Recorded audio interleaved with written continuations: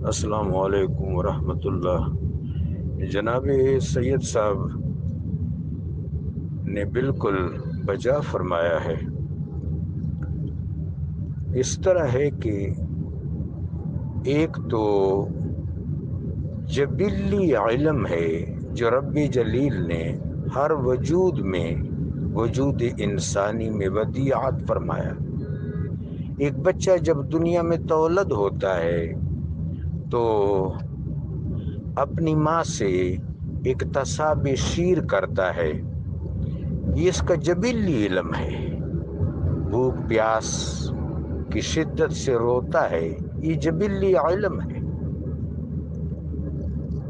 تو جہاں تک جبلیات کا تعلق ہے وہ بھی فطرت کا حصہ ہے، اور پھر وجود انسانی کے اندر فطری ہدایت کا ماحول میسر ہے، آراستہ ہے، بالکل اس طرح جس طرح زمین کے اندر متاع میسر اور ودیعت ہے، پھر خدا کریم و جلیل نے انسان کو فہم، عقل، جستجو، تلاش، ضرورت جیسی چیزوں سے نوازا ہے، اور وہ متاع کا حصول ممکن بنا لیتا ہے، اور متاع کو اپنی ضرورت کے مطابق کشید کر لیتا ہے یا ارتقا کر دیتا ہے۔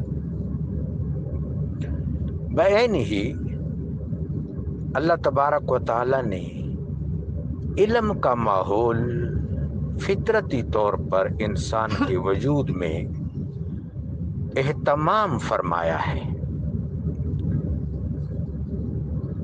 لیکن جس طرح حضرت ابو حامد غزالی رحمۃ اللہ علیہ نے عمدہ مثال دی ہے کہ آنکھ کے اندر بصارت ہے، لیکن باہر کا ماحول جو ہے وہ اگر بالکل تاریک ہو، اس میں گپ اندھیرا ہو، بالکل ڈارکنس ہو، تو پھر آنکھ کی بصارت بھی مؤثر نہیں ہوتی، کام نہیں کرتی۔ اس کا مطلب ہے داخلی بصارت کے لیے خارجی روشنی کا ہونا بھی ضروری ہے۔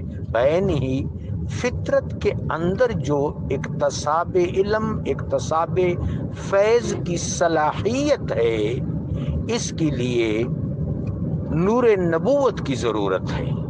سراج منیر صلی اللہ علیہ وآلہ وبارک وسلم کے ضوء میں یہ علم جو ہے درفشاں بھی ہو سکتا ہے، دررخشاں بھی ہو سکتا ہے، ضوء فشاں بھی ہو سکتا ہے، اور میسر بھی آ سکتا ہے۔ سید صاحب کی بات بجا ہے رحمہ اللہ۔